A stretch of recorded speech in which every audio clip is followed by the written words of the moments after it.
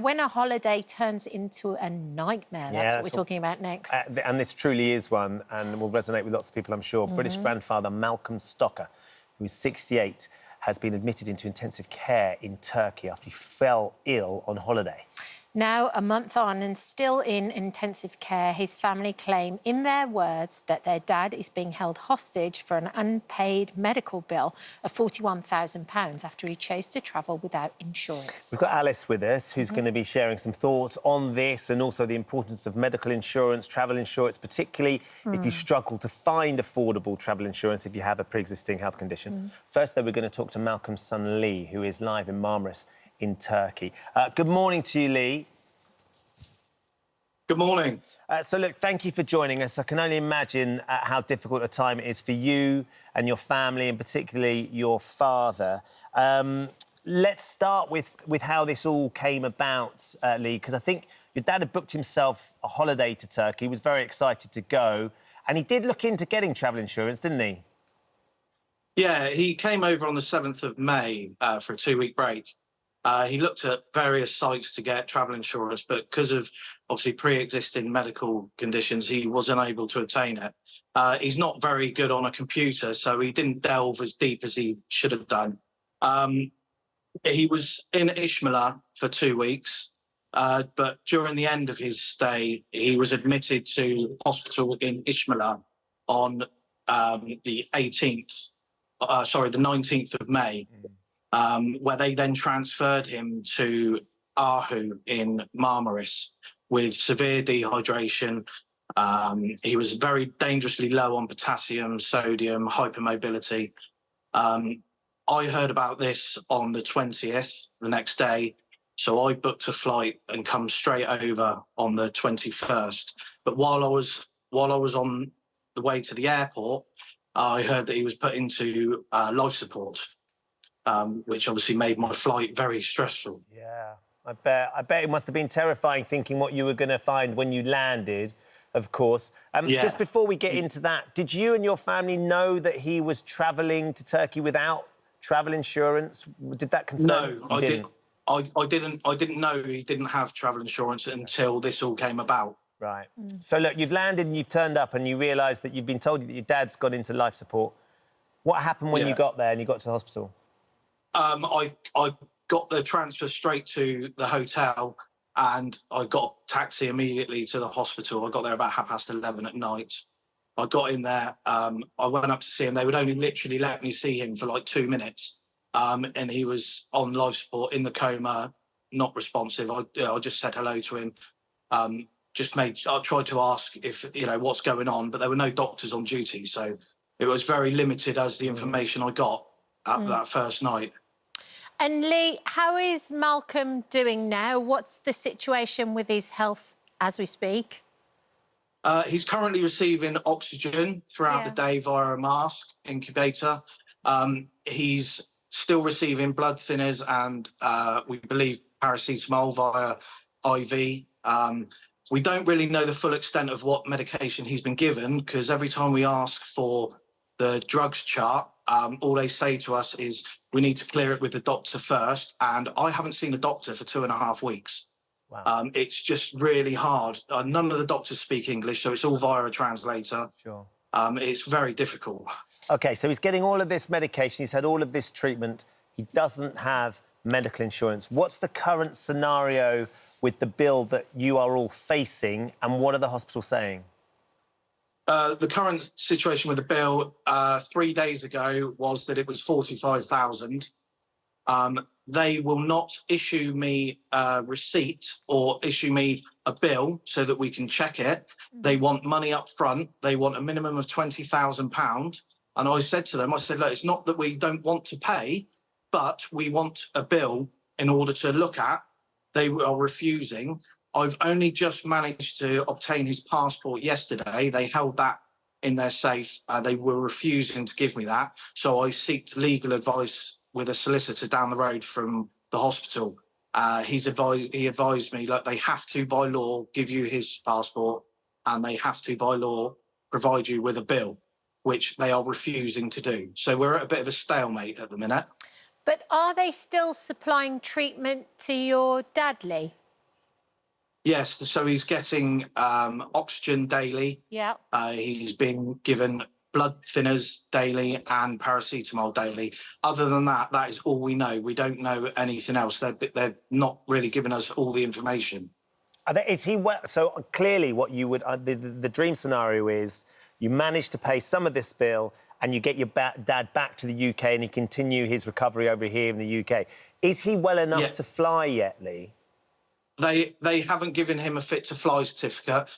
He's been struggling with mobility. I managed to get him standing 2 days ago. They've said that they want him to sit in a chair for a minimum of 4 hours, which is the duration of the flight.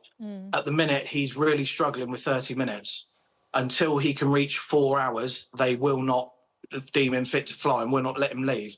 They won't even let us transfer him to a government hospital because they're saying he will not be leaving until 50% of the bill has been paid in full. So they're not giving him any physio or anything like that in order for him to be able to get on the flight to get him out of there until you pay...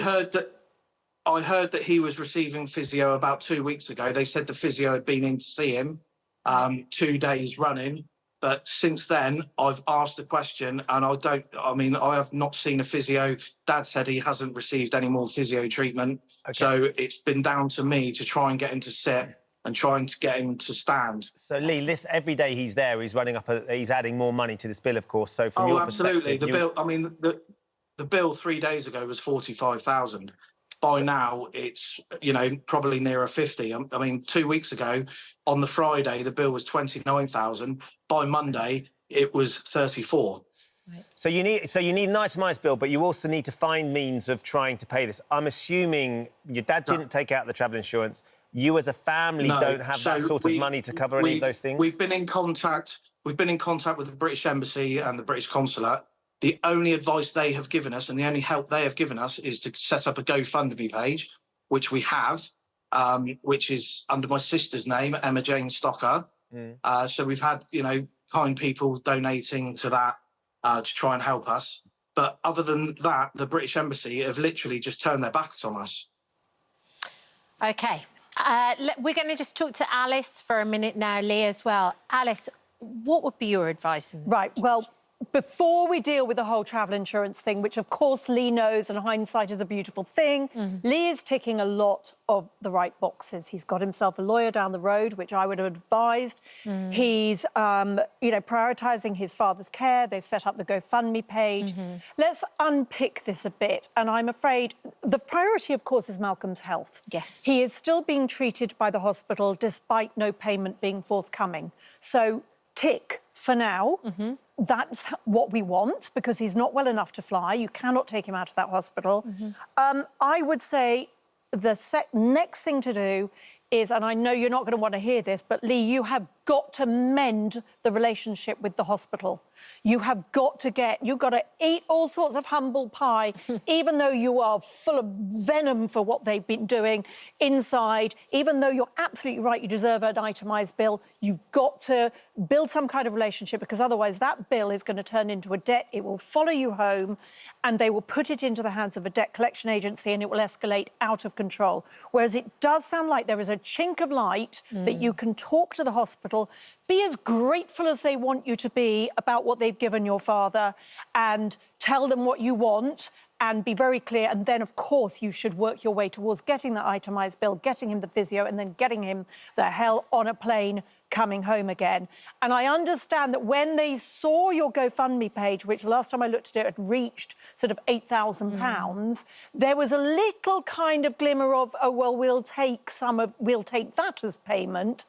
Do you know what? After a month in intensive care in a private hospital, if they would settle for £7,000, I kind of would take that. In order to get him home. Get him home. We've reached out to I've already asked that question, and they demanded 7,000 yesterday. And I said, why 7,000? That's a strange figure to come at me with. And I said, oh, you've been watching the GoFundMe. And he said, well, 7,000 now, and then you need the rest up to half of the bill before we let. We need to point out that we have tried to get a response from the hospital.